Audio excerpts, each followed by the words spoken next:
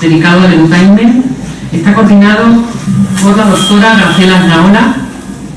La doctora Graciela Aznaola es doctora en Pedagogía por la Universidad de Valencia, magíster en Investigación Educativa y Calidad de la Enseñanza y especialista en Educación Online por la Universidad del Veneto de Italia. La actividad profesional de Graciela es muy amplia, es docente e investigadora de la UNTREF, de la Universidad Nacional 3 de Febrero de Argentina, y de la UNTREF virtual dentro de la Cátedra de Tecnologías de la Información y Comunicación en Educación, de las carreras de licenciado en Gestión Educativa y licenciado en Ciencias de la Educación. Es conferencista convocada por diversas universidades internacionales sobre temáticas afines a su línea de investigación, que son las tecnologías de la información y comunicación en educación, especialmente y actualmente en videojuegos y educación. Es profesora en diferentes cursos de doctorado y tiene numerosas publicaciones en el ámbito de la tecnología educativa. Su publicación más reciente, que además se presentará en el día de mañana, es el libro que coordina Videojuegos en redes sociales. Les dejo con ella.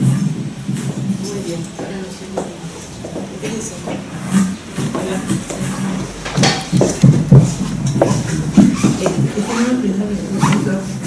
Bueno, buenas tardes a todos.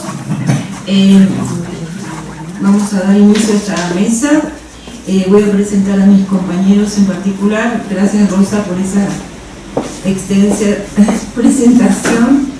En principio, esta mesa se va a conformar con experiencias de edutainment o de aprendizaje basado en juegos digitales, como nos gusta decirlo, convocando también a otras personas, a otros docentes, quienes han realizado estas experiencias. El equipo está conformado por la doctora Pilar Lacasa, que es psicóloga del Departamento de Filología.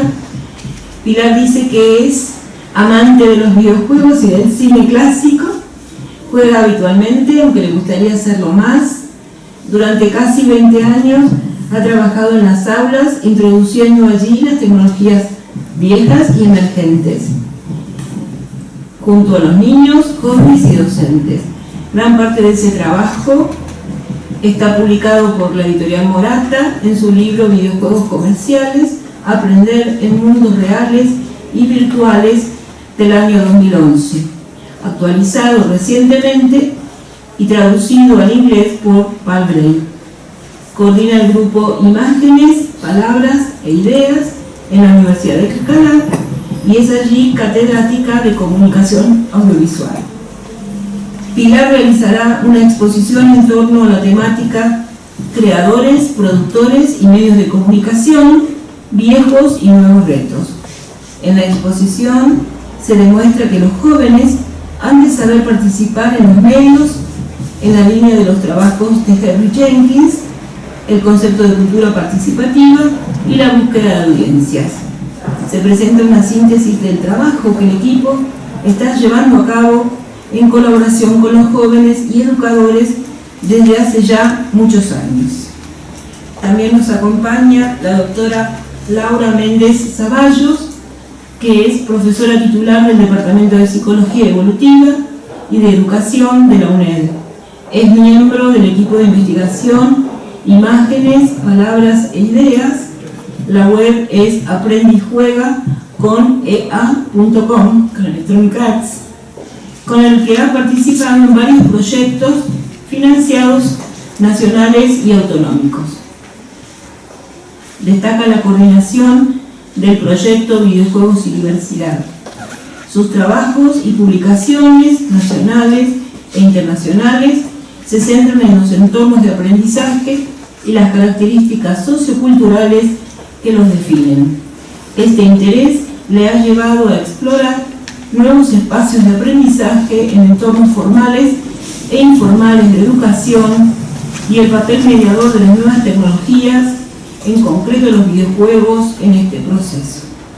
En la actualidad, Laura es coordinadora general de prácticas de la universidad y vicedecana de Practicum de la Facultad de Psicología de la UNED. Desde el Departamento de Psicología Evolutiva y de Educación de la UNED, Laura desarrollará la temática Construyendo nuevos escenarios de actividad, un diálogo entre el ocio y la educación. El grupo Imágenes, Palabras e Ideas, formado por profesores de la Universidad de Alcalá y la UNED, lleva más de una década investigando el uso de videojuegos comerciales en diferentes ámbitos educativos.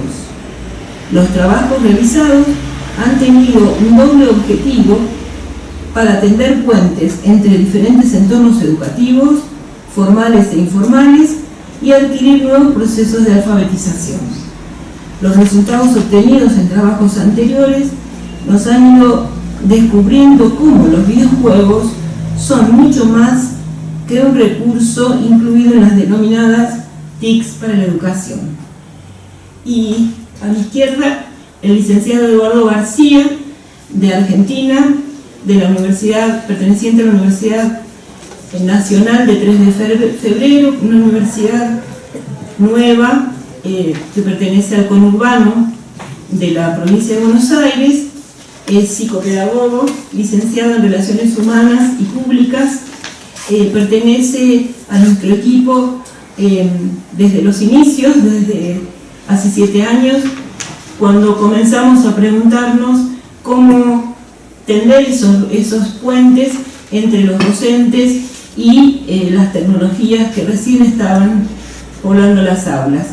Eduardo ha escrito y participado en las investigaciones que hemos realizado estudiando y profundizando acerca de los componentes del programa Conectar Igualdad de Argentina, y en esta ocasión va a presentar los avances en la investigación que se están llevando a cabo en relación a las categorías intervinientes en la evaluación y el registro de buenas prácticas de ludificación en el aula.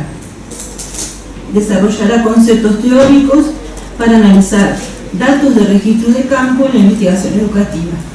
Este marco teórico lleva a la comprensión valorativa de la descripción de 7 experiencias de aula que son consideradas innovadoras, casos en los cuales la inclusión de videojuegos en distintos niveles de escolaridad ha sido registrada y evaluada.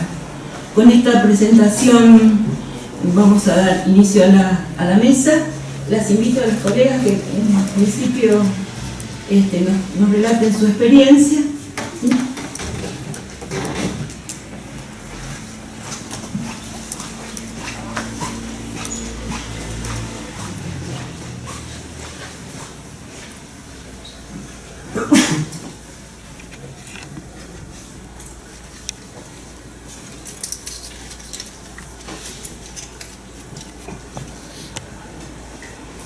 Bueno, hola, buenas tardes a todos. Soy Laura Méndez, como me acaban de presentar. Formo parte del grupo Imágenes, Palabras e Ideas. Si nos buscáis en Google viene como hippie. La verdad es que fue una buena, en fin, yo creo que fue una buena idea el que las siglas realmente al final dijeran hippie, ¿no? Porque, bueno, muchos de los que estáis aquí son muy jóvenes, pero los que, en fin, tenemos mi edad, pues hippie tiene una connotación que, bueno, yo me congratulo de que al final esas sean nuestras siglas. Bueno, como os decía, formo parte de ese grupo desde hace más de una década, que lo dirige Pilar Lacasa, y la verdad es que somos un grupo de investigación que nos ha interesado siempre saber qué pasa con esos medios en los que los niños y jóvenes están permanentemente interactuando con ellos. Lo que yo vengo a traer aquí, la verdad es que es una experiencia de las múltiples que estamos llevando a cabo, pero sobre todo lo que quiero compartir con vosotros son reflexiones y muchas preguntas más que respuestas. La verdad es que quiero dejar preguntas abiertas porque son las que me he hecho cuando me invitaron, que por supuesto perdonad que debería haber empezado por ahí, quiero agradecer a la organización que me hayáis invitado. Ya participé en el primer congreso de videojuegos, la verdad es que lo disfruté mucho y estoy encantada de estar aquí. Y os felicito porque cualquiera que hemos intervenido, aunque sea poco, en una organización de cualquier evento de este tipo, sabemos que verdaderamente es heroico y más tal como está la universidad. Bueno, no continuaré por ahí mejor, entonces lo dejaremos.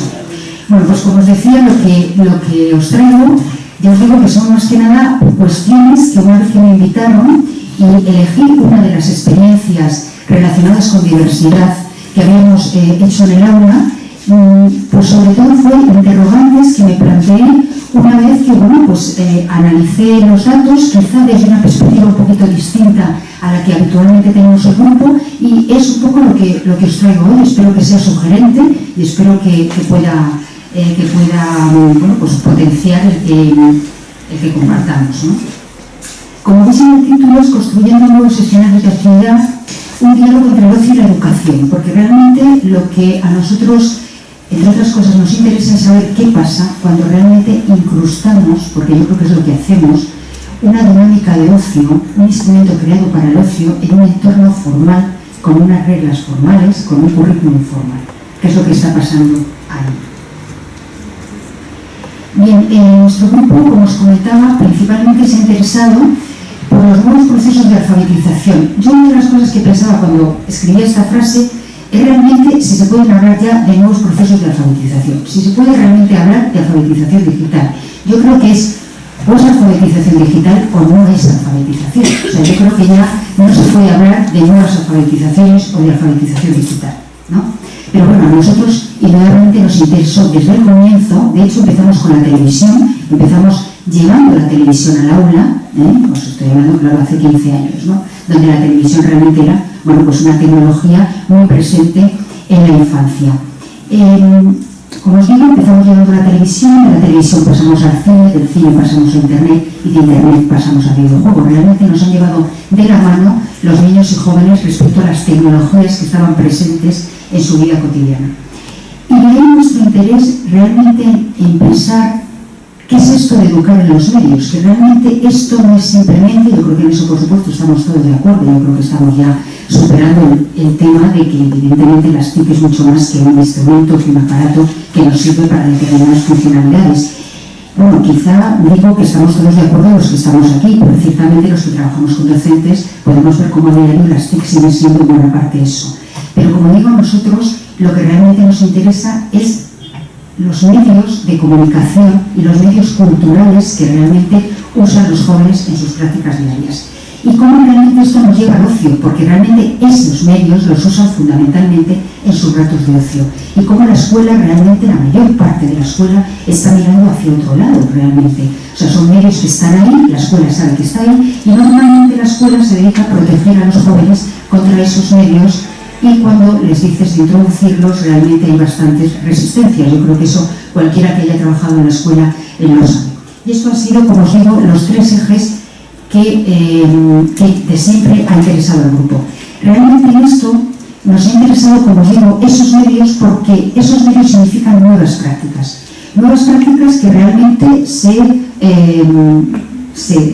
son significativas porque suponen un conocimiento situado, es decir, no podemos entender el conocimiento sin situarlo en una práctica, y es una práctica realmente donde el conocimiento se distribuye y donde el conocimiento es mucho más horizontal y es además intergeneracional. Yo creo que por primera vez, y el videojuego es una prueba de ello, no lo utilizan solamente los niños, sino lo utilizan niños y adultos, utilizan el mismo medio.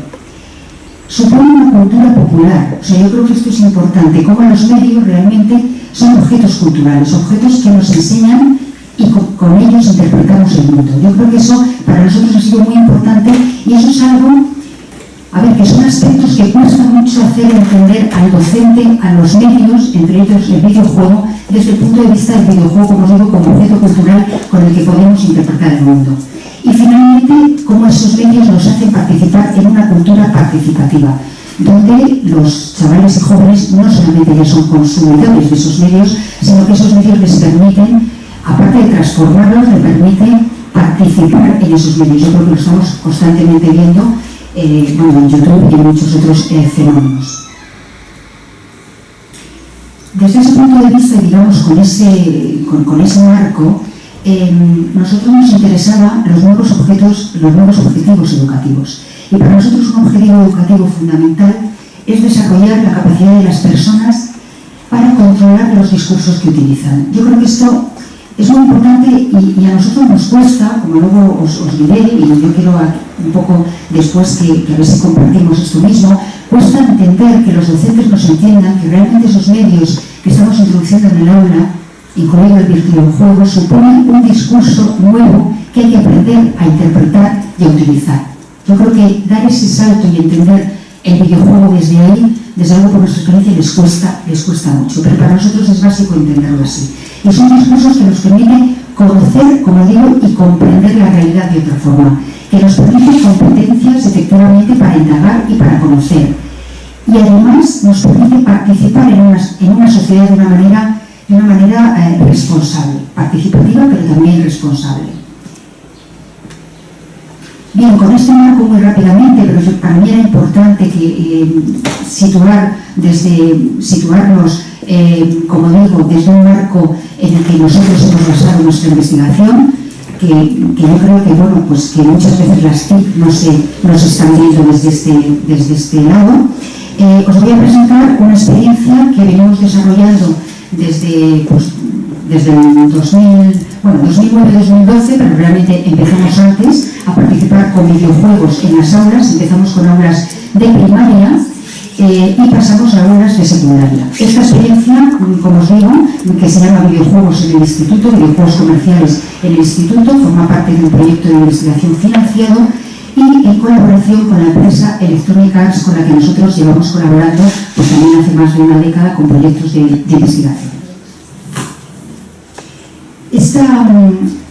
Esta experiencia que yo os voy a presentar forma parte de una experiencia más amplia que se desarrolló en un instituto en Madrid, en el Instituto Manuel de Falla, donde trabajamos con todos los niveles de la ESO y con primero de bachiller, con una gran variedad de asignaturas. Participaron pues desde asignaturas de literatura, lengua, inglés, MAE, ciencias, incluso religión. Es decir, fue una experiencia donde prácticamente, no digo todos los profesores, pero una gran parte de profesores intervinieron en esta experiencia. Fue, como digo, una diversidad de grupos y niveles. Los participantes fue un porcentaje muy elevado de estudiantes, cerca de 300, y de profesores participaron 17 profesores. Utilizamos videojuegos de diferentes tipos, videojuegos de simulación, videojuegos más centrados en resolución de problemas, videojuegos más centrados en narrativas. En concreto, pues utilizamos, si no recuerdo mal, Harry Potter, utilizamos Spore, utilizamos los Sims, utilizamos SimCity, utilizamos Bloombox. O sea que, como veis, una variedad de videojuegos que para nosotros fue muy enriquecedor, porque indudablemente en las diferentes líneas de investigación y trabajos y tesis que han salido de ella hemos podido, digamos, analizar esta experiencia, pues escogiendo un grupo, escogiendo uno de los videojuegos, comparando lo que pasaba en videojuegos de diferente tipología. Y además hemos podido también, algo que para nosotros ha sido interesante, utilizar un mismo videojuego en diferentes asignaturas y en diferentes niveles de edad, cosa que también te daba desde luego un panorama bastante enriquecedor. Y finalmente, por eso está subrayado un poquito más grande, porque también participaron las profesoras, las PETES, o sea, lo que llamamos las profesoras especialistas en pedagogía terapéutica, un nombre, desde luego, para mí muy poco adecuado, me gusta muy poco, pero bueno, en fin, esto sería otro tema. Bien, pues participaron también las PETES, porque quisieron también llevar esta experiencia a su aula de apoyo con niños con necesidades educativas especiales. Y es un poquito en esto en lo que yo me voy a centrar más ahora. Bien, y esto está dentro de, como os decía, dentro del proyecto global que hicimos durante estos años en este instituto, este mini proyecto que se llamaba Videojuegos y Diversidad. Bien, nosotros participamos, como os digo, en el aula, es decir, nosotros, el grupo de investigación, va al instituto, trabaja con los docentes, y en concreto esta mini experiencia que os voy a presentar se hizo, como os digo, en un aula de apoyo, donde había niños con diferentes necesidades educativas. Había niños desde trastornos del desarrollo, había un niño con espectro autista, había niños con dificultades de aprendizaje, con trastornos madurativos, generalizados, había, casi todos tenían falta de habilidades sociales, conflictos emocionales, era un poquito, dicho a grandes rasgos, las características de los estudiantes en este aula de diversidad o en este aula de apoyo. Los instrumentos que utilizábamos, en concreto usamos la Wii y usamos otros medios también en el aula, porque como os comentaré luego, para nosotros es muy importante que al jugar luego hay otro proceso que es la toma de conciencia sobre esa experiencia que han tenido y sobre lo que han aprendido, sobre el lenguaje del videojuego, que aprendan a interpretarlo, y esa toma de conciencia la hacemos a través del manejo y de otros medios de que ellos expresen con otros medios como la cámara de vídeo, la cámara de fotos, donde ellos después de jugar hacen una pequeña creación acerca de lo que ha sido su experiencia con el videojuego. Y finalmente el taller de videojuego, que en concreto en esta experiencia fue con los Sims 3, con un juego que todos conocemos de simulación. Bien, el proceso fueron 11 sesiones en horario escolar de 90 minutos de duración, porque bueno, juntaron, no es que sean 90 minutos las clases, sino que ellas, al ser un aula de apoyo, tenían la libertad de manejar el horario y pudieron juntar dos de las clases para esta experiencia. Tiene 3 fases la experiencia, muy rápidamente. Una primera fase de jugar en el aula, en grupos normalmente de 3. Después había una toma de conciencia, una reflexión colectiva en asamblea después del juego. Y luego había normalmente una producción, como os decía, de mensajes utilizando otros discursos diferentes al videojuego. En esta experiencia en concreto, los chavales, después de jugar, escribían en un blog acerca de su experiencia. Bien, cuando yo analizaba esta experiencia para traerosla aquí, me entraban, digamos, estas cuestiones que yo os quiero un poquito traer aquí, ¿no? Si realmente cuando introducimos las TIC en el aula o un videojuego en el aula, como pasó aquí, realmente estamos introduciendo solamente un nuevo material, estamos introduciendo un nuevo mediador o estamos introduciendo realmente una nueva cultura. En este sentido, si introducimos los videojuegos en el aula, el videojuego es una TIC más, posee características propias, supone una cultura específica, porque claro, cuando hablamos de las TIC, hablamos de igual de un videojuego, que hablamos de un PowerPoint, que hablamos de una wiki, que hablamos de un blog, o sea, todos son TIC, ¿no? Pero habría que pensar el videojuego en concreto, ¿qué es? Y dentro de eso, el videojuego comercial, cuando lo introducimos en el aula, cambia la metodología, eso sería desde luego deseable, pero ¿solamente cambia la metodología o realmente cambia la cultura? ¿O realmente estamos introduciendo otra cultura ajena a la cultura del aula? En este sentido, después de plantear esas preguntas que yo lanzo también a vosotros, entonces el objetivo que traigo aquí, el objetivo que yo tuve al analizar esta experiencia para traerosla aquí, fue investigar nuevos mediadores que se generaban cuando introducíamos el videojuego en un aula con estudiantes con necesidades educativas especiales y estudiar los cambios concretos que se generaban en ese proceso de enseñanza-aprendizaje cuando yo introducía en el aula el videojuego. Más allá de que cambiara la metodología, que eso era deseable, además no siempre ocurre, o sea que eso aún así no es fácil, pero yo quería ir un poquito más allá y pensar si solo estaba cambiando la metodología. Y luego analizar el papel que había tenido el videojuego como cultura, como un objeto cultural que yo introduzco en ese aula de diversidad con niños con necesidades educativas especiales. Bien, para responder a estas preguntas yo necesitaba marco teórico suena algo muy sesudo, pero yo necesitaba algo que me ayudara a interpretar lo que estaba ocurriendo en el aula.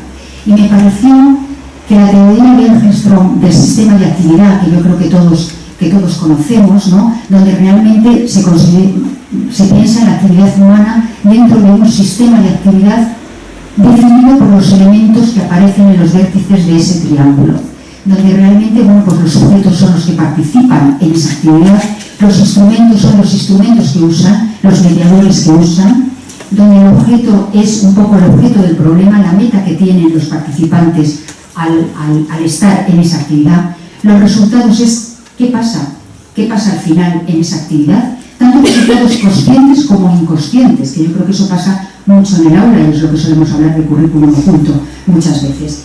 división de labor, lo que ellos llaman división de labor, que es realmente la división de roles, la división de papeles en ese escenario. La comunidad que se conforma, que conforman esos participantes, lo que comparten en ese sistema de actividad. Y finalmente las reglas. Es decir, todo sistema tiene unas normas, tiene unos valores, tiene unas creencias, tiene unas reglas. Por lo tanto, necesitábamos nuevas herramientas conceptuales para entender el proceso. Pero entender el proceso desde el conflicto. Yo, como os digo, mi planteamiento era qué pasa cuando yo introduzco una nueva cultura, en una cultura que es formal, que es reglada, que tiene un currículum cerrado. ¿Qué pasa cuando yo introduzco o incrusto una cultura de ocio? Bueno, pues también en este sentido nos ayuda Eggeström, porque en su teoría de expansive learning nos habla de cómo se crea un nuevo conocimiento y unas nuevas prácticas, pero a través del conflicto entre dos sistemas que chocan, como puede ser un sistema de ocio, un sistema en el que se usan los videojuegos en el ocio, y un sistema arreglado como es la escuela. Y aquí vemos en este esquema cómo aquí, cuando esta experiencia que yo os digo, en realidad está conviviendo un sistema formal tradicional, con rasgos tradicionales, un sistema típico de ocio, y finalmente el sistema que se crea, que lo llamo yo un sistema formal e informal, porque realmente cuando introducimos los videojuegos en el aula no lo convertimos en un sistema informal, sigue siendo un sistema formal en el que yo introduzco un sistema de ocio. Bueno, pues ¿qué pasa cuando con un choque de trenes, porque realmente algunas veces es un choque de trenes, aparecen, como os digo, chocando en el aula?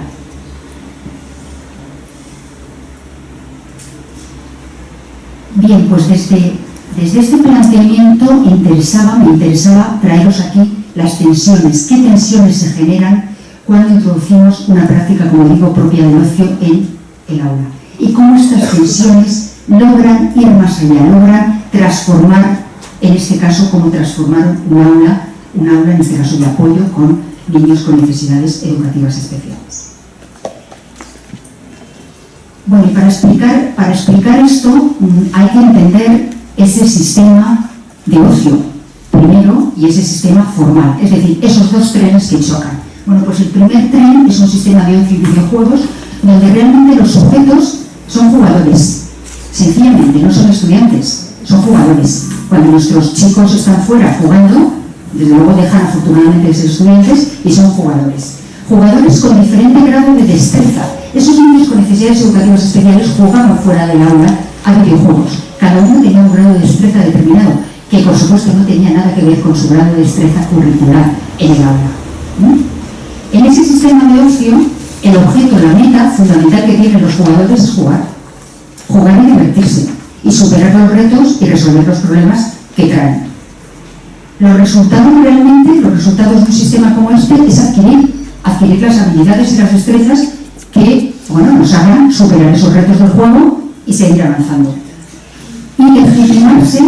Y además legitimarse como miembros de una comunidad de jugadores. Quieren ser buenos jugadores y que además se les acepte como buenos jugadores. Es un conocimiento distribuido y horizontal en la división de roles.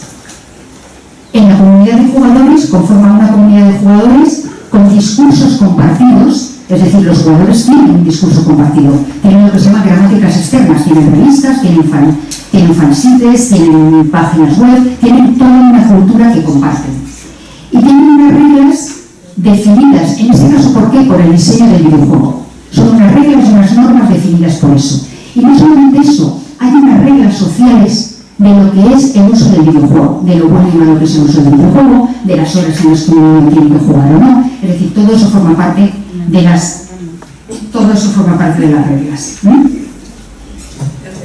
Bien, paso muy rápidamente, perdonadme porque ya voy fatal. Bueno, en el sistema tradicional pues nos encontramos con el objeto, con la meta de un aula como esta, que era corregir las capacidades disminuidas de los estudiantes. El resultado están centrados en el currículum, centrados en los aprendizajes curriculares. La división en expertos y novatos es indudablemente el profesor el que es experto en esto. Los estudiantes están etiquetados con un nivel determinado. La comunidad en la que participan estos chavales están un poquito fuera incluso del claustro de profesores, incluida su profesora. Son, por supuesto, los sujetos son sujetos especiales, sujetos ya con una etiqueta determinadas, y las reglas son propias de la educación formal. Bueno, pues ¿qué pasa cuando estos dos trenes chocan? Y aquí quiero que escuchéis, aunque vaya un poquito peor de tiempo, quiero que escuchéis a la profesora. Cuando estos dos choques, estos dos trenes chocan, ¿qué pasa? Pues que hay metas diferentes, metas normativas, metas formales, con metas que trae el videojuego y metas de ocio.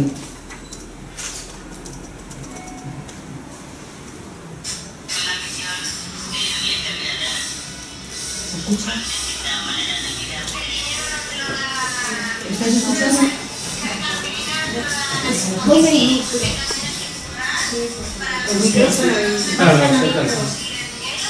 El micrófono de voz. El micrófono de voz, ponlo al portátil. ¿No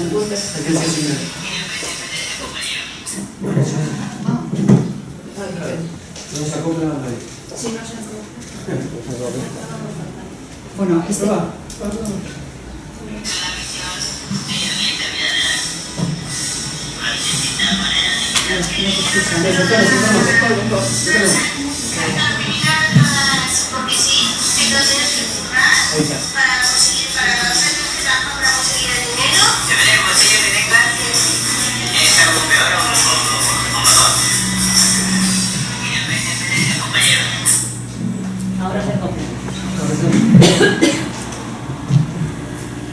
Bueno, pues en el diálogo un poco que estaban utilizando esos chicos, se veían cómo el videojuego, en concreto los Sims, les ha permitido un objetivo que es aprender sobre la vida cotidiana, aprender funcionalidades de la vida, algo que choca con la meta muchas veces curricular de la escuela, en la que realmente los contenidos eran otros, eran mucho más curriculares de aprendizaje de conceptos. Cambio de roles y funciones. Indudablemente en este aula los roles y funciones cambian. Esto voy a ver si podéis escuchar.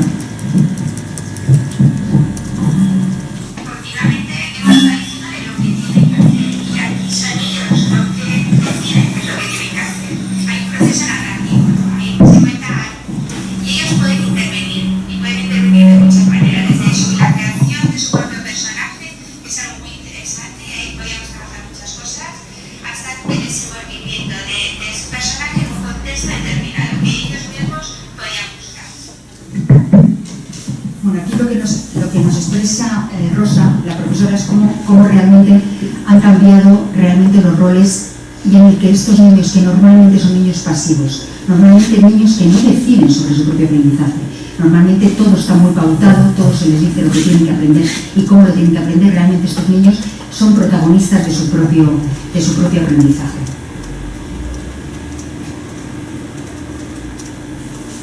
Aquí aparece realmente cómo estos niños también han sido capaces de tener autonomía. Con ellos empezar a trabajar autónomamente. Normalmente hay que decirles qué tienen que hacer. Cuando estamos trabajando con videojuegos, que llegan a la clase y son totalmente autónomos. Entran en la clase, abren los armarios, montan las videoconsolas y empiezan a jugar.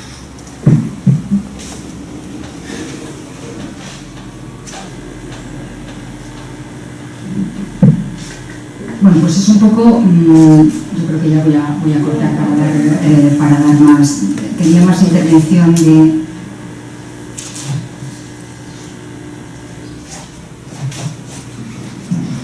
Yo creo que es fundamental el trabajo que estamos haciendo para la toma de decisiones en ellos. Estos niños toman muy pocas decisiones a lo largo diariamente, a lo largo de toda su vida. Continuamente hemos estado diciéndole lo que tienen que hacer, y aquí son ellos los que deciden qué es lo que tienen que hacer. Es más, es importante también el hecho de que si toman la decisión equivocada no pasa nada, se ven las consecuencias, pero es una situación en la que las consecuencias pues no tienen más consecuencias que lo que es un juego.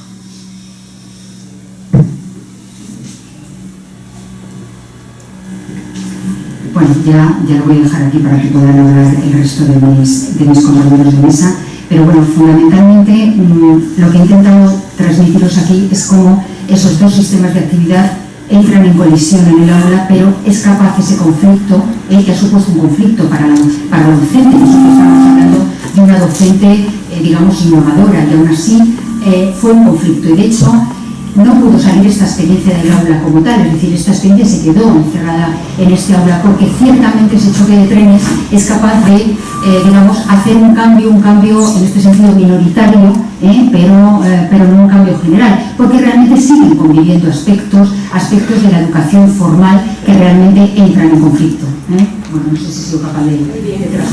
Bueno, muchas gracias.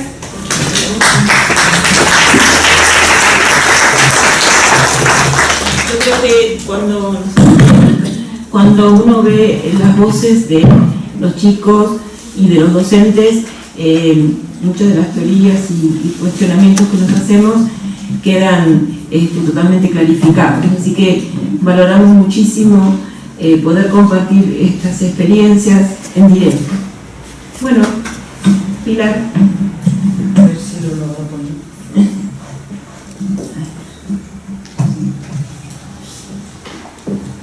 Bueno, muchísimas gracias por haberme invitado, porque de verdad que para mí es emocionante poder compartir con vosotros estas experiencias, porque a veces el investigador está demasiado solo, y eso es lo que yo quiero hoy compartir.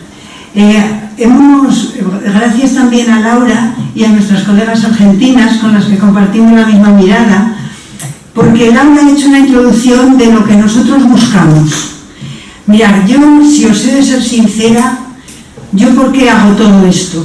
Yo hago todo esto, el otro día en otro congreso una persona que lo dijo, y dije, mira qué suerte que hay otra gente que piensa como yo. Ya sé que es un idealismo. Yo lo que quiero hacer es cambiar el mundo, pero sobre todo cambiar la escuela. O sea, eso lo tengo clarísimo. Entonces, cambiar la escuela es muy diferente. Yo quería reconstruirla desde cero. Pero claro, también a veces reconozco que la escuela es lo que hace que las mujeres aprendan a leer en el tercer mundo y que la escuela enseña a los niños y niñas a pensar. Entonces, eso es lo que yo quiero. Yo cuando llego a mi clase solo les digo a mis alumnos, yo solo tengo un objetivo en esta clase, todos los años el mismo, que aprendamos a reflexionar juntos, que seamos capaces de hablar. Y eso es lo que hacemos. Por eso, lo que os traigo aquí son todas las dudas que me han surgido en el último mes. Mirad, Laura os ha presentado lo que nosotros hemos estado haciendo durante tiempo. ¿Y qué es lo que hemos hecho? Pues llevar los videojuegos a la escuela, los videojuegos comerciales. Nosotros teníamos un reto que era muy grande, que nos lo había sugerido Henry Jenkins, que era convertir a los niños y niñas en productores. Pero como nosotros no somos informáticos y teníamos una idea, pues quizá a lo mejor de valorar demasiado lo que es programar, como os voy a mostrar ahora, pues queríamos que los niños y niñas tomaran conciencia de las reglas del juego, que es lo más potente que tiene el juego. El juego tiene un proceso de razonamiento detrás. Yo he querido cambiarme el tema porque ya llevamos mucho tiempo con esto, pero no he encontrado nada tan potente como el juego para ayudar a la gente a pensar. Entonces por eso no me he cambiado, o no nos hemos cambiado, que estamos siempre debatiendo. Bueno, entonces, ¿qué hemos hecho? Pues hemos hecho producciones de maquinima. Maquinima es hacer cine desde lo que los niños y niñas graban. Pero la maquinima en el fondo era cine. Y la gente nos decía, pero es que vuestros niños no diseñan juegos. Entonces nos armamos de valor, ahora ya somos valerosas, y nos metimos al aula con dos colegas informáticos que nos ayudaron con el Game Maker. Entonces, yo me he pasado el último mes, Laura se ha pasado pensando el modelo teórico, y yo también en el modelo teórico, y sobre todo en qué aprenden cuando diseñan videojuegos. Yo hay dos cosas que os querría transmitir en unas pocas transparencias. La primera, cómo se transformó el aula, cómo se transformó el escenario, y creo que se transformó la metodología. Y la segunda, que es la más importante quizá, es cómo aprendieron. Mirad, Este es el juego que los niños diseñaron. Después de verlo, me ha ocurrido lo mismo que con otras veces que hemos hecho producciones. He dicho, pero qué malo es el juego. O sea, a ellos no se lo hemos dicho, pero claro, obviamente el juego no es bueno. Entonces, la primera duda que tengo es, ¿qué les tenemos que enseñar para que hagan buenos juegos? Esa es la duda que tenemos ahora. Perdonad que esta presentación sea bastante académica, pero porque yo no me gusta ser académica, sinceramente. Preferiría estar en otra cosa, de animadora social, yo qué sé. Bueno, pero cuando tienes que pensar, el marco que ofrece la academia es muy inteligente, porque primero tienes que tener los objetivos, luego analizarlo, luego mostrarlo. Y en esta fase, porque estos datos los hemos acabado de coger en junio, pues entonces, claro, es que no te da la cabeza. Entonces, los objetivos son 3.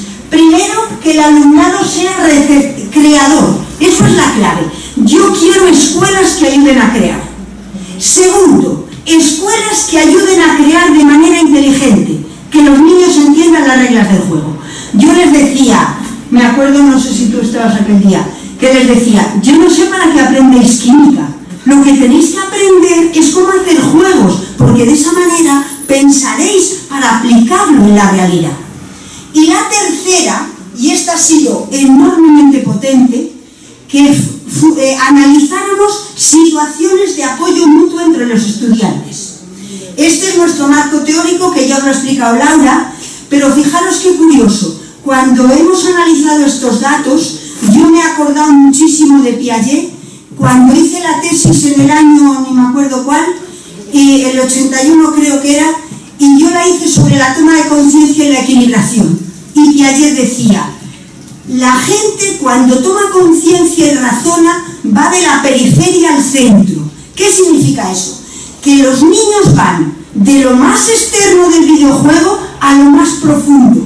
Eso es lo que han aprendido. ¿Y quién ha aprendido? Desde mi perspectiva, la diseñadora del juego y no la programadora, de lo cual me alegré a todos.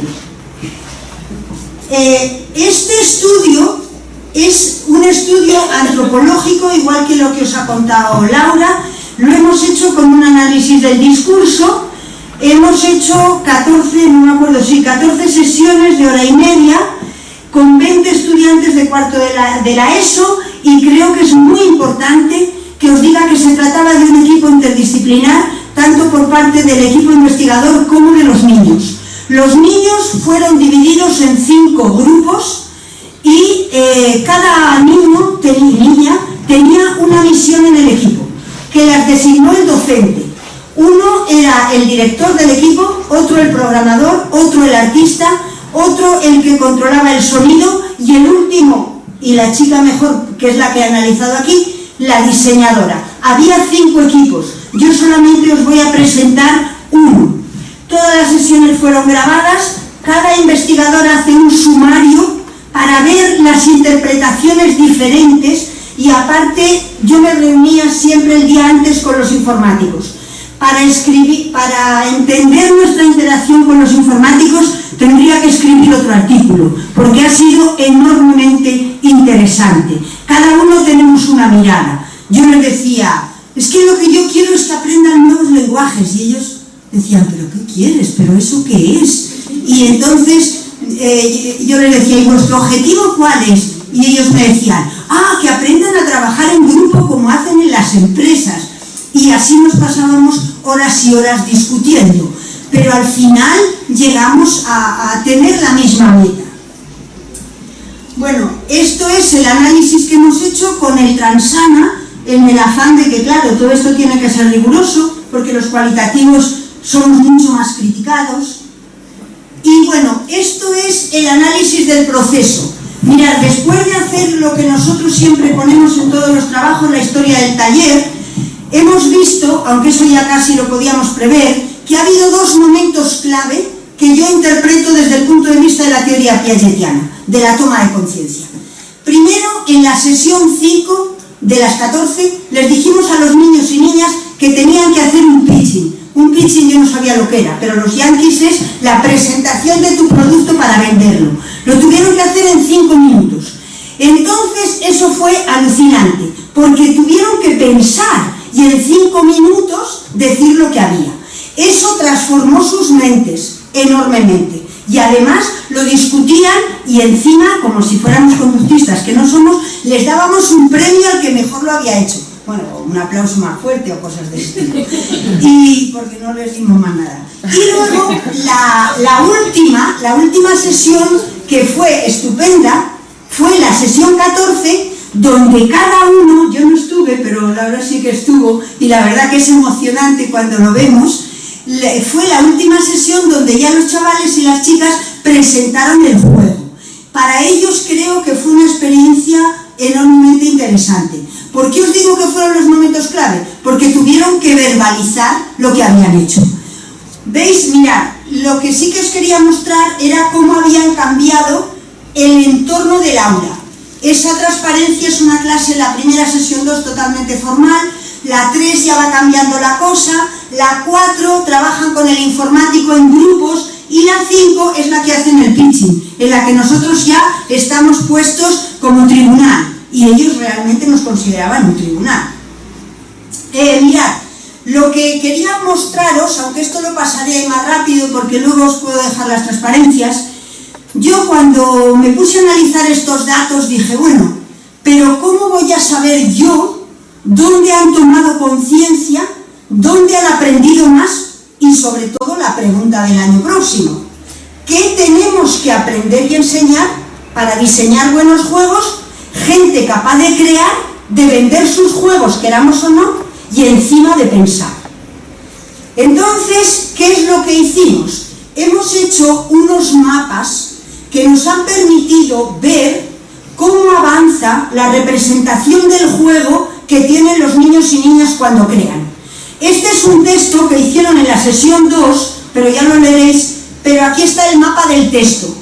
En este texto, cuando pusieron la síntesis, a mí esto me alucinó, describen, sin que nadie les haya ayudado, una narrativa al principio, donde presentan el contexto y los protagonistas, la resolución del programa, y luego el objetivo del juego, donde empiezan a mirar las mecánicas. Bueno, os cuento yo el juego porque tenía un vídeo de una chica y no ha salido, no lo habré puesto bien. Mirad, el juego se llama Infected Family. Se trata de un padre de familia, padre, no olvidéis, que llega a su casa y que se encuentra que su suegra ha infectado a toda su familia y las ha convertido en zombies. Entonces, la meta del juego, como era de esperar, con todos los estereotipos occidentales allí presentes, es derrotar a la suegra que está en el 8º piso. El juego tiene una tremenda influencia de Mario Bros, es casi calcado de Mario Bros. Pero ¿qué es lo que pasó aquí? Pues que los chavales, primero, vieron que el juego tenía 8 niveles, pero ellos no sabían pasar del primero. Y allí era donde estaba la discusión continuamente con los investigadores y también mucho con los informáticos.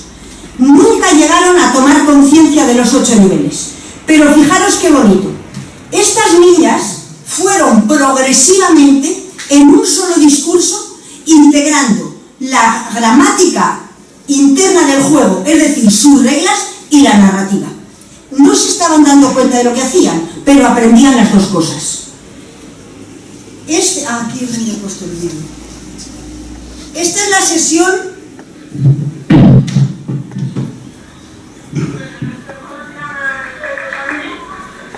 Porque nada, es una familia, habíamos decidido hacerlo sobre la familia porque esperamos que tenemos muchos juegos que vayan sobre una familia y tratar de una casa, la mayoría sobre guerras o mundos fantásticos, entonces nos parece interesante hacer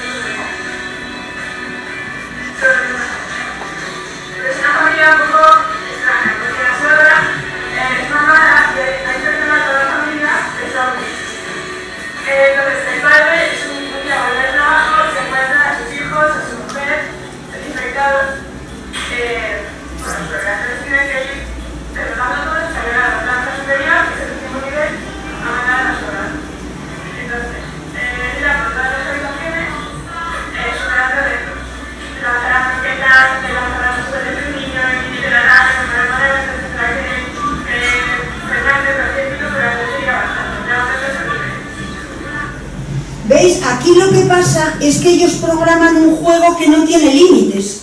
Y entonces yo no sé hasta qué punto les tenemos que enseñar juegos que tengan límites o es mejor poner juegos que no tengan. A partir de ese momento la clase se transformó totalmente. Entonces empezaron a trabajar más intensamente en equipo. Los informáticos les enseñaron cómo tenían que programar, cómo tenían que distribuirse las tareas. En esto pondré yo, luego os lo mandaré, un programa de radio en el que nos llevaron a la cadena SER y cada niño contó de este grupo cuál había sido su rol. Entonces estas cartulinas de colores mostraban sus roles y cómo habían impactado a los niños en hacer una cosa u otra. Por otra parte, esta experiencia les enseñó a vivir en un mundo digital en el que ellos compartían todos sus materiales en la red, usaban papel cuando era necesario, pero siempre trabajaban totalmente online. Fijaros, aquí aparece ya cómo el informático le enseñó, he puesto el texto en inglés, perdón, el informático le enseñó a tomar conciencia de que para llegar al último nivel tenía que poner elementos positivos y negativos, es decir, fue profundizando en las reglas del juego. Yo que creía que los juegos eran narrativa, después de ver esto, tengo ciertas dudas de qué es lo que hay en el juego. Y no querría volver a la tradicional y quizá pasada debate entre los ludólogos y los narratólogos, ¿no? Aquí están juntos, pero el reto de los psicólogos y de los educadores es ver cómo ayudarles a construir esa representación del juego. Bueno, esta ya es la sesión última, donde se ve cómo los niños diseñaron, fijaros qué bonito, por ejemplo, se dieron cuenta que tenían que diseñar 3 personajes para el padre cuando estaba infectado, es decir, todo el artista estaba aquí. El artista, el programador, allí en la otra foto, en la sesión 9, están trabajando con los informáticos.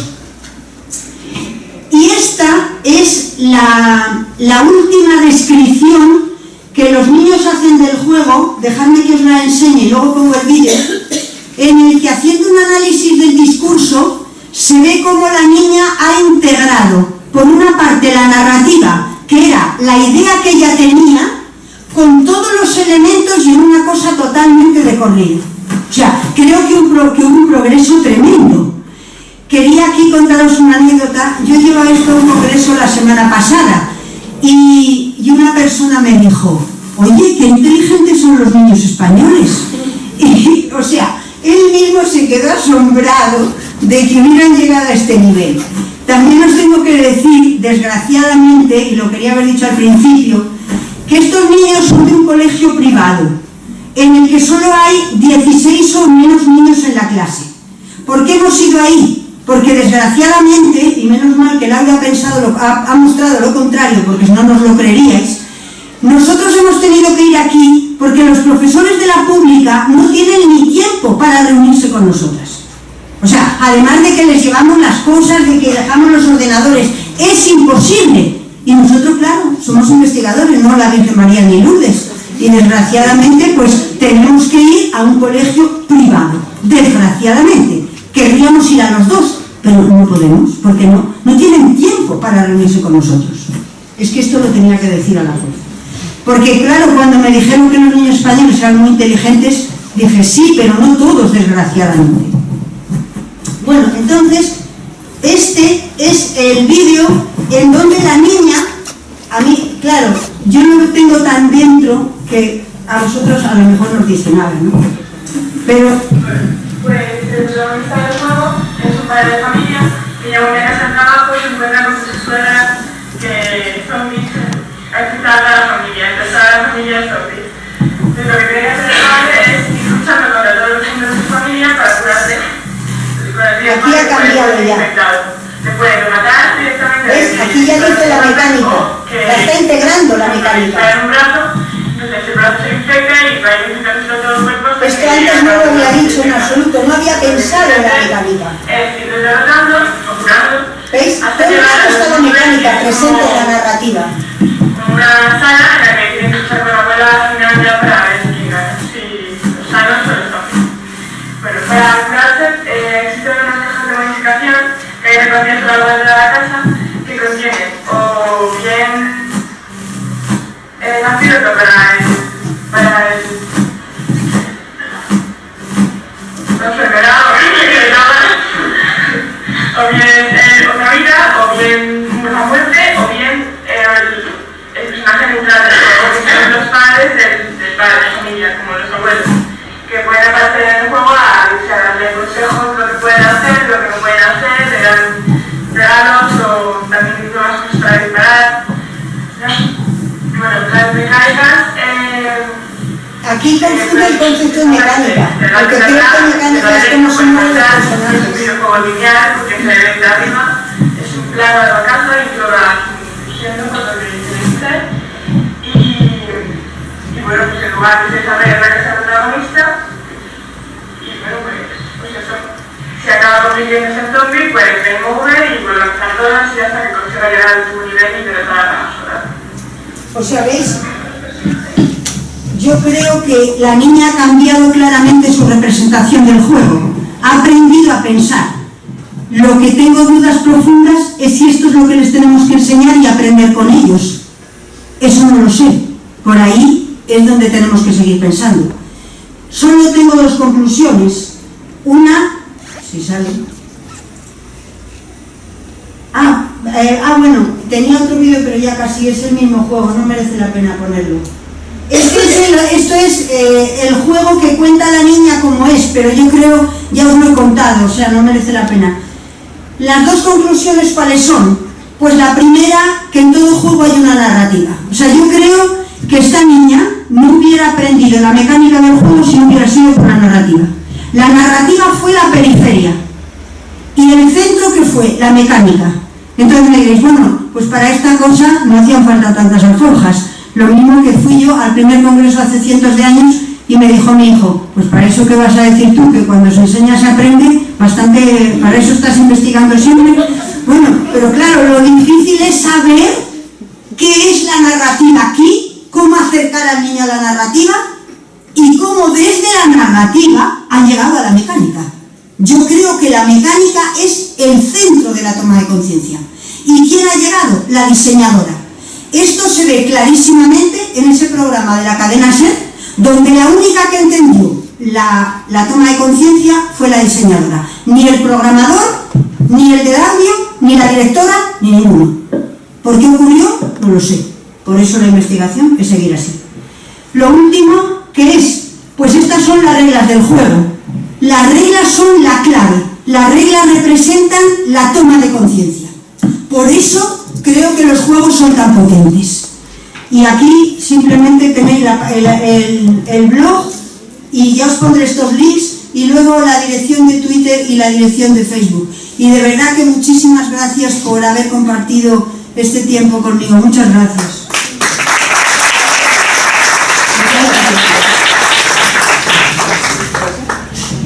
Muy bien.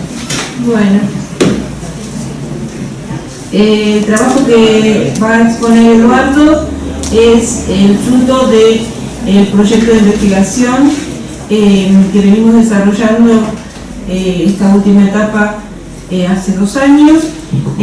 También fuimos consolidando ideas, avanzando poco a poco en certezas, pero siempre a partir del equipo de investigación y de nuestras reflexiones. El gran desafío era traspasar esos muros y llegar a las aulas. Nos sentimos muy identificados porque muchas de las cuestiones que están contando las compañeras compartimos nosotros allí en Argentina, con dificultades que a veces son de tipo administrativo para acceder a las aulas, falencias y obstáculos relacionados a una formación específica. En Argentina contamos con un sector de oportunidad, diríamos, ya que a partir del año 2009 el gobierno nacional apostó a proveer, a partir del programa Conectar Igualdad, a proveer los centros escolares de conectividad y a distribuir en la escuela pública equipos portátiles. Un poco esta cuestión tenía el objetivo de acercar a una mayor situación de igualdad. Lo que observamos es que las quejas se van, o los obstáculos, o las negaciones, que es un poco lo que vamos a comenzar a comentar Eduardo, se van reconfigurando, diríamos, ¿no? Antes nos quejábamos, las quejas tenían que ver con no tenemos conectividad, no tenemos equipos, o no tenemos, y hoy que las tenemos, bien. ¿A qué conclusión llegamos? Que lo importante, si bien el equipamiento y la conectividad es una condición necesaria, hace falta trabajar con el profesorado codo a codo para que puedan tender esas redes entre las distintas culturas y transformar esa queja, porque lo que más se escucha es, bueno, abren los ordenadores y lo primero que hacen es jugar o chatear. Es una queja, un obstáculo. Nuestro desafío es ver cómo transformar eso en una suerte de oportunidad. Entonces, comenzamos a plantear esta investigación para ver dónde están los obstáculos reales y qué hacer con ellos. Por eso esta presentación va a partir, digamos, como en dos partes. Una es cuáles son los obstáculos y presentar, la verdad que tuvimos el regalo de contar con experiencias de aula, de profesores que se animaron a escribirlas, que no es poca cosa, o sea, y bueno, el desafío a partir de ahora es seguir registrando esas experiencias. Bueno, muchas gracias en principio por la invitación, por invitarnos a participar de este congreso. Tenemos muchísimas cosas en común y bueno, la idea que nosotros disfrutamos mucho en participarlas y compartirlas con ustedes. Bueno, un poquito como decía Graciela, nosotros pertenecemos al proyecto de investigación de la Universidad Nacional de 3 de Febrero. El proyecto se llama Innovación Educativa, Cultura Colaborativa y Mediación Tecnológica en el modelo 1.1 en la Argentina, videojuegos y redes sociales. Un tema, título bastante largo, bien, pero bueno, este es el que llevamos a cabo el año pasado, y dentro de este proyecto nosotros marcamos el análisis de los videojuegos. Bien, este conjunto de exposiciones que voy a mostrar en realidad son 7 experiencias áulicas reales que se han hecho en distintos niveles del sistema educativo en Argentina, y un marco teórico que son las dos primeras presentaciones. En total son 8 trabajos que voy a tratar de pasarlo lo más rápido posible sin dejar nada de lo importante fuera, así que bueno, les pido que tengan contemplación con eso. Bueno, el primer trabajo, digamos, que sirve como marco teórico para nuestro trabajo, para el ensamble con el resto de las investigaciones, es el análisis de posibilidades y obstáculos para la inclusión de videojuegos en el aula. Esto quiere decir, es continuación del proyecto de investigación, y a nosotros se nos presenta la gran duda de por qué o qué posibilidades habría de incursionar con videojuegos en el aula como mediadores educativos. Y la duda nace porque las tecnologías también, digamos, en algún momento no se podían implementar, por lo menos en la verdadera magnitud, y las causas que se aludían eran externas a la herramienta tecnológica. Bien, había resistencias propias de los alumnos, de los profesores, de los padres. Bien, en este caso, bueno, vamos a contarles que hicimos una investigación en el nivel secundario. El nivel secundario del sistema educativo argentino tiene 6 años de primaria y 6 años de secundaria. Preguntamos entonces a los alumnos por un lado, hicimos una serie de preguntas y luego le hicimos las mismas preguntas a los profesores y luego analizamos y cruzamos las cosas en común que tenían ambas respuestas. Bien, siempre el objetivo era ver qué posibilidades y qué obstáculos presentaría la incursión del videojuego comercial en el aula, ¿sí? Bien.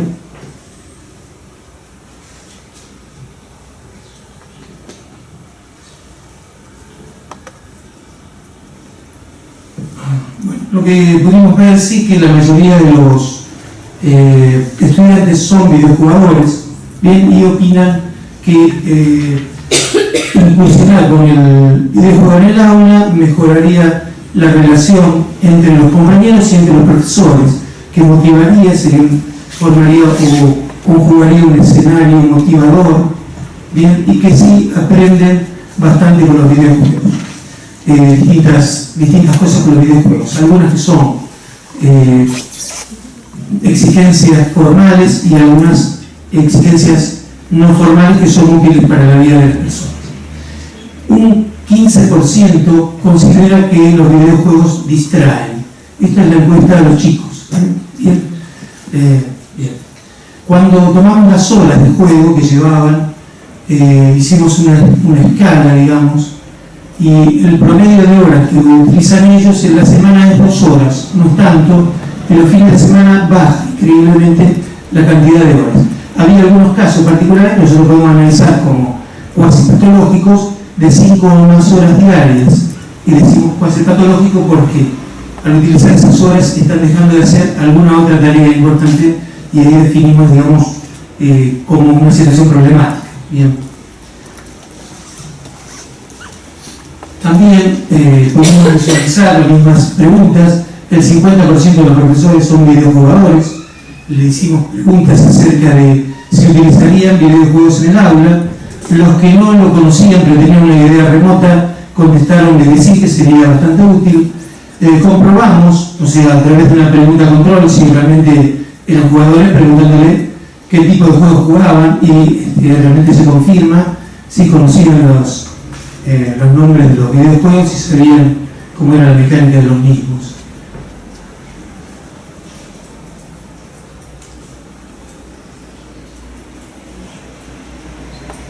Bueno, tanto profesores como alumnos coinciden en que los videojuegos mejorarían el potencial didáctico actual, que son motivadores útiles para desarrollar y o presentar contenidos. Solo un pequeño porcentaje de los alumnos contestaron que sería distractivo, ¿sí? y que no sería útil, digamos, su empleo en el aula. Bien, lo que vamos a presentar ahora es un trabajo que hizo María Beatriz Garzó, es el diseño de un aula gamer. ¿Sí? Esto tiene que ver con qué cosas tenemos que tener en cuenta a la hora de diseñar un aula o una clase, bien, qué cosas tenemos que tener en cuenta. Bueno, el estudio se orienta y motiva la labor escolar, ¿sí? El motivo que orientó a Beatriz a hacer este trabajo y lo define de esa forma y coincide totalmente en la labor escolar. Dice que los estudiantes del nivel secundario son los de más difícil educabilidad, en el aspecto de que van a la fuerza de la escuela. Si uno le pregunta si a los chicos les gusta venir a la escuela, los alumnos contestarían que no en una amplia mayoría. Bien, mientras en otros niveles los alumnos van por voluntad propia, digamos. Niveles superiores o los jardín o escuela primaria, hasta el 4.º grado van lo más bien, van con ganas, porque en esos niveles el juego es una cosa, una herramienta habitual, una situación habitual. El disfrute a través del juego hace que la escuela sea un lugar agradable. Bien. La propuesta es la creación de aulas basadas en paradigmas pedagógicos, tecnológicos y lúdicos que reviertan la situación de la aula escolar, que es una situación, digamos, detectada en muchos trabajos de investigación. Bien. cuenta a la hora de diseñar una aula gamer. Decimos, los objetivos tienen que ser claros y priorizados. Si nosotros tenemos que preparar un determinado tema, tenemos que tener claro qué temas vamos a preparar y qué parte de ese tema vamos a ver. Bien, la idea es no dar un juego y que después se resuelva la situación de aprendizaje o mágicamente, indudablemente va a ocurrir, se logró un aprendizaje. No, el objetivo, la clase tiene un objetivo, eso es lo claro. Los mismos objetivos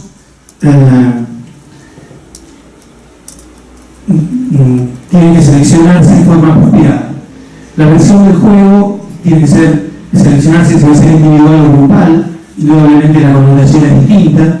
El juego individual tiene que ver con un trabajo personal de interpretación, diseño, elaboración o uso, y el trabajo grupal tiene que ver con una tarea colaborativa, es mucho más rica indudablemente para el grupo.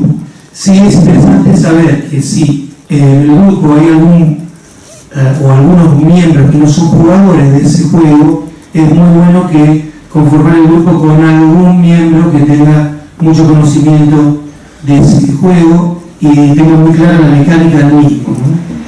Bueno, siempre debe realizarse una evaluación más allá del juego, contemplando los múltiples aprendizajes obtenidos.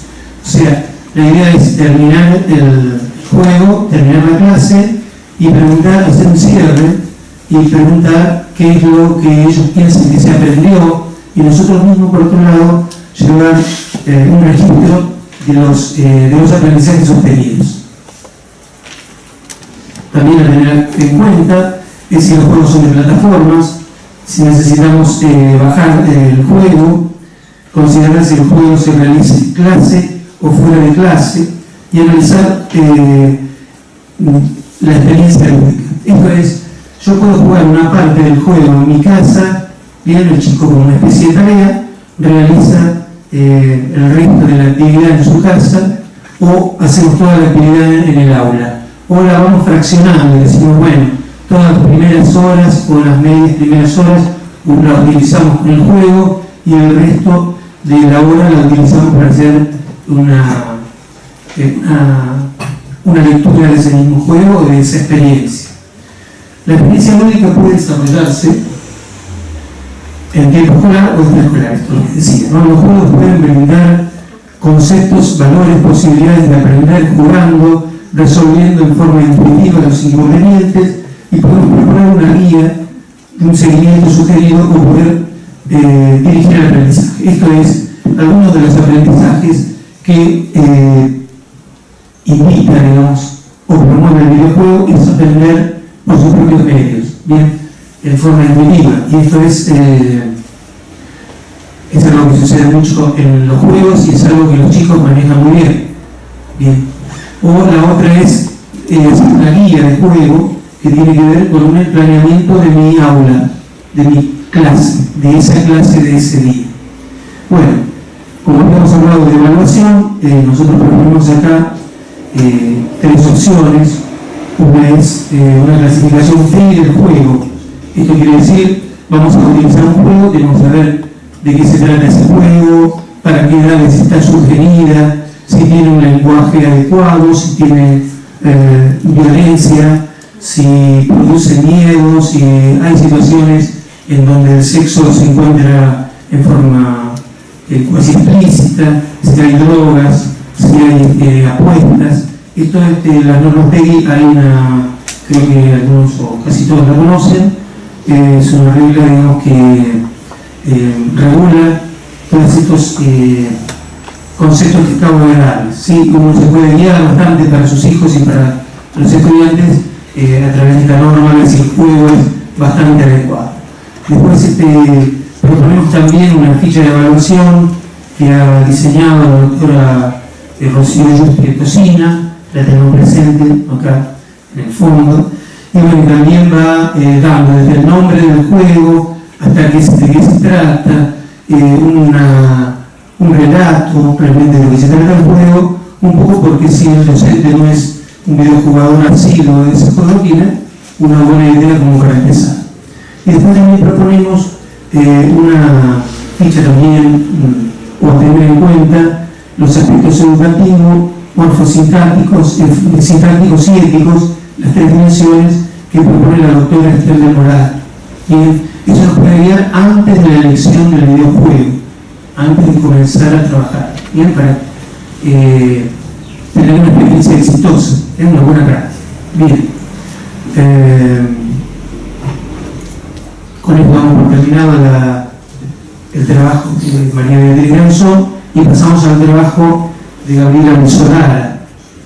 Y en todas estas chicas, como decía Graciela, son miembros del equipo de investigación de UNTREF y bueno, la idea era hoy exponer experiencias reales de aula. Bien, esta es una de las primeras. La profesora entonces, Gabriela Musodara, lo que hace es un relevamiento, bien, vamos un poquito más atrás, hace un relevamiento de lo que es la currícula oficial del sistema educativo en la ciudad de Buenos Aires. Y entonces crea unas tablas en la parte izquierda de la tabla. ¿Esto qué es? Virus. Bueno, decimos que no. O una aplicación desconocida. Bueno, digamos que no se contamina. Bueno, la suegra de la exposición anterior. Bueno, algunas son muy buenas, no sé lo que dice. Bueno, ¿qué hace entonces Gabriela? Con muy buen criterio, lo que hace es crea una tabla. En la tabla que ustedes están viendo, en la parte izquierda están las exigencias de la currícula oficial, y a la derecha dice cuáles son las posibilidades que se pueden llevar a cabo de esta currícula a través de un juego que está elegido, que es el Minecraft. Miren, es un juego de mundos abiertos, es un juego que permite, que tiene muchísima flexibilidad para, digamos, ser aplicado en muchas oportunidades, en muchos niveles del sistema educativo. Ella estudia el Minecraft y entonces hace un paralelismo entre la exigencia del sistema educativo y qué podría hacer entonces con este juego. Y entonces le voy a leer alguna. Por ejemplo, dice la asignatura lengua o el lenguaje artístico. Dice que el sistema educativo argentino exige la diferenciación entre lo cotidiano y lo ficcional. Y entonces con el Minecraft podemos marcar, establecer normas dentro de un juego que pueden variar de las establecidas en el aula o en el colegio. El sistema entonces exige la valoración y el respeto por las reglas del juego, de la ficción, y en el Minecraft podemos establecer acuerdos, pero jugar individualmente y resolver conflictos que surjan en el grupo. Bueno, muy interesante porque independientemente del valor educativo que pueda tener el juego, nosotros tenemos que cumplir con un programa, bien, con algo que planeamos al principio de año y que en algún momento algún supervisor viene y nos pregunta cómo va el programa, en qué parte del programa estás. Y si lo que el aula jugando el videojuego y no tiene mucha flexibilidad, podríamos llegar a tener problemas. En este caso, se tomó el trabajo de seguir varias asignaturas con mucho éxito y es por ahí la punta para seguir trabajando, ¿bien? Muy bien. Bueno, lo hizo con varias asignaturas: educación física, con ciencias naturales, y realmente el trabajo reside específicamente en eso. Y en el valor educativo del Minecraft. Bien, como tiempo usted sigue, y igual que todos, vamos a pasar a la otra exposición, la otra experiencia. Estas son todas experiencias áulicas. La otra experiencia, entonces, de la profesora Nancy Morales, que trabajó un tema que se llama Trincheras de la Primera Guerra Mundial, hecho en un diseño único con Minecraft. Ustedes miren cómo funciona el Minecraft, es como una mesa de arena, son todos cubos que uno puede ir quitando o agregando, bien, puede buscar materiales, si le hace falta hierro, si le hace falta animales, crear ciudades. Es muy abierto y esto da una gran posibilidad para para plantear, digamos, una problemática. ¿Bien? Y la problemática más interesante me parece que es la problemática grupal. Cuando uno le dice al grupo, acá tenemos un problema, ustedes busquen sus propios roles, resuelvan este problema y después hacemos un cierre, digamos, de qué manera cada uno actuó, si se podía haber hecho mejor, si fueron muy exitosos, si lograron el objetivo y en qué porcentaje lo lograron. Bueno, ¿quiénes trabajaron? Ella trabajó, hizo los videojuegos, lo digo, me parece maravilloso, lo que permite y auspicia mucho es trabajar entre varias aulas, o sea, transversalizar los contenidos y los conocimientos de varias áreas. En este caso, la profesora de Ciencias Sociales se asocia con el área de inglés y lo que hacen es tomar el tema de las trincheras de la Primera Guerra Mundial y trabajar con el Minecraft como simulador trincheras. Para todo esto tuvieron que haber visto la historia de las trincheras, todo lo realizaron en inglés y digamos, solucionaron o llevaron adelante una situación exigida así por el programa y de una forma, digamos, muy lúdica y con resultados a la hora de evaluar muy interesantes, muy buenos. Bien, esto se llevó a cabo con alumnos del sexto grado a nivel primario. Bien, estos son, digamos, los esquemas. Y acá hay un video que no lo voy a pasar, me parece, por el tiempo. Bien, pero bueno, bien. Si en algún momento que quieran compartirlo, nos dicen, nos ubican y lo podemos compartir sin problema. Bien. Este es otro caso, la profesora Evelyn Artola, que pertenece a una escuela privada de la provincia de Buenos Aires. Es una escuela que implementó las tecnologías de la información y la comunicación desde hace ya 1 año y medio, asesorado por el equipo de ENTRE.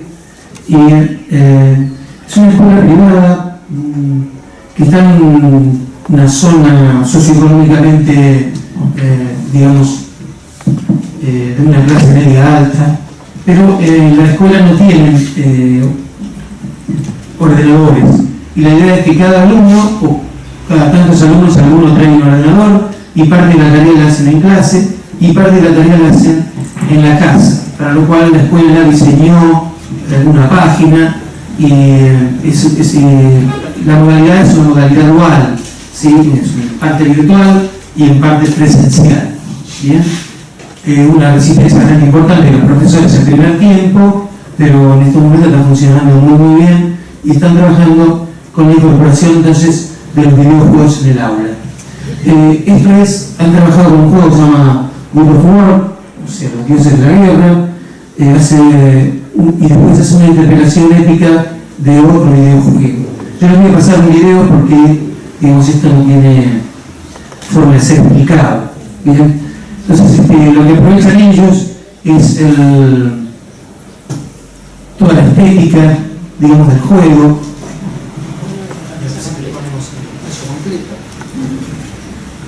Es realmente espectacular.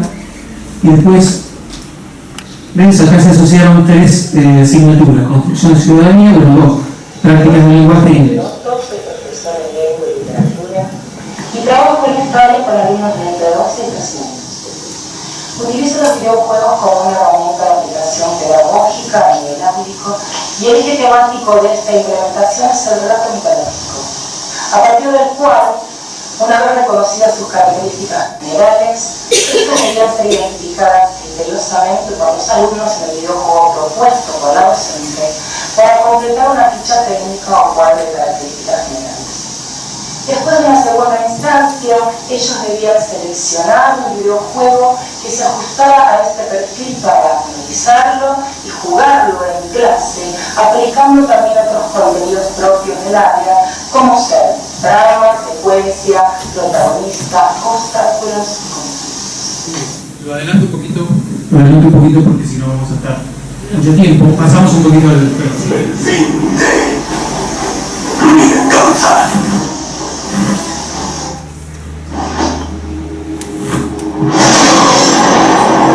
Hermanos míos, fuimos forjados en la victoria. Una victoria que acabó con la Gran Guerra y que fue el inicio del reinado del Monte Olivo. Las absurdas disputas que nos han dividido durante tanto tiempo. Vamos a estar unidos y vamos a permanecer juntos. Y yo me ocuparé de exterminar a esta plaga.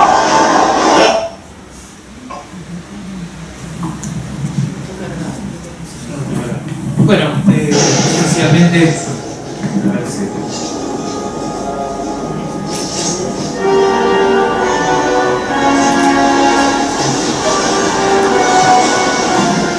lo más importante de todo esto es el relato de los alumnos, así que lo vamos a tener en un ratito, apenas se cargue. Me parece lo más rico de esta situación.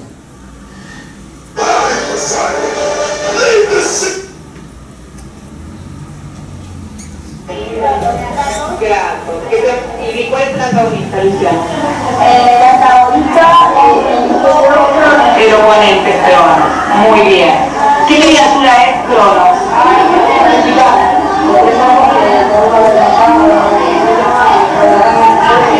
Excelente. Cronos es un titán. Bien. ¿Qué tipo de hazaña, como todo héroe, tiene este personaje en este videojuego? Y en esta presentación específicamente, ¿a quién se desarrolló su hazaña? Enfrentar a clases mujeres. Bueno, muy bien, creo que se entiende cuál es la mecánica de la clase. Interesante porque se podría haber hecho, digamos, con un relato, una lectura, pero digamos, esto es realmente fantástico. La impresión que nosotros recibimos recién al escuchar el sonido, las imágenes, el vértigo, digamos, que produce y el gusto de los chicos por los videojuegos hace que se transforme realmente en una tarea agradable. ¿Bien? A ver cómo vamos. Bueno, pasando. Bueno, leemos la conclusión. El videojuego es una herramienta didáctica válida, tiene tendencia a la cooperación, mejora las relaciones interpersonales, favorece los aprendizajes en práctica del lenguaje, estimula la creatividad, mejora las producciones literarias. Bien, vamos a otro videojuego y les cuento un poquito de qué se trata. El profesor Guerra Prado, digamos, trabajó con The Sandbox, que es un juego desarrollado por unos desarrolladores argentinos, y lo aplica en el aula. Bien, vamos a tener la suerte de poder ver la entrevista a los desarrolladores y bueno, vamos a seguir un poquito, bueno, podemos ver de qué se trata el video y el trabajo.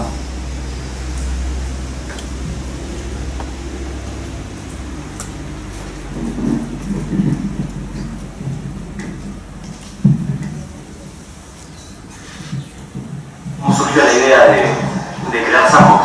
Se me ocurrió hacer un proyecto corto de un fin de semana, era lo de Alexander James, siempre me estuvo, me interesó con el juego, y haciendo las programaciones es muy divertido, todo lo que haces lo ves inmediatamente en el juego.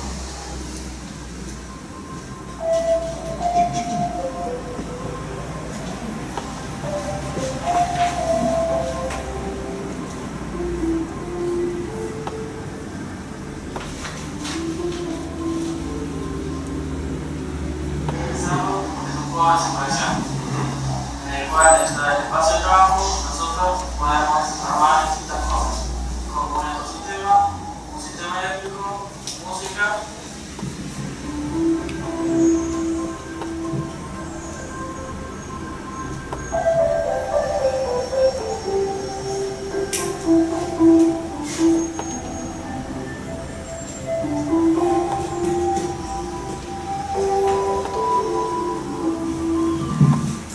Lo que hacen es crear una montaña de tierra, tiran semillas, tiran agua, bien, y crecen plantas.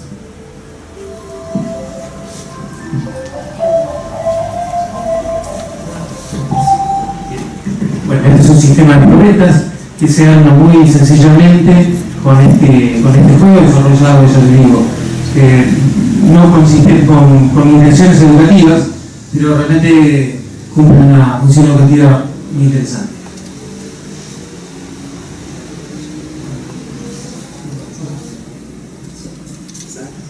Bueno, Marisa Conde entonces es una profesora, también del equipo, conjuga 6 aulas, 6 áreas disciplinarias en un proyecto, digamos, de videojuegos. Bien. Se lo lleva a cabo en escuelas secundarias, en la Escuela de Provincia de Buenos Aires, en un software libre, el software es Scratch. Bien, no sé si lo conocen, pero bueno, es un juego para los programadores, me corrigen, pero la idea es de pseudo-programación, o sea, hay una serie de códigos de programación que se pueden ir montando en la medida que yo necesite y pueden ir dándole movimiento a determinadas cosas. Bien. Esto es los resultados de las competencias que desarrolló, que la profesora observa que desarrolló. Y la consigna fue elaborar un juego histórico, divididos en grupos de 4, y la idea era utilizar este juego. Vamos a ver cómo funciona esto. Es muy sencillo. Es un juego de preguntas y respuestas. Es un juego que le permite, digamos, al jugador ir armando personajes, poniendo textos y contestar preguntas que tienen un final, digamos, una respuesta positiva y una negativa. En el caso de la negativa, el juego indica que nos equivocamos y nos dice cuál es la respuesta correcta. Y en el caso positivo nos premia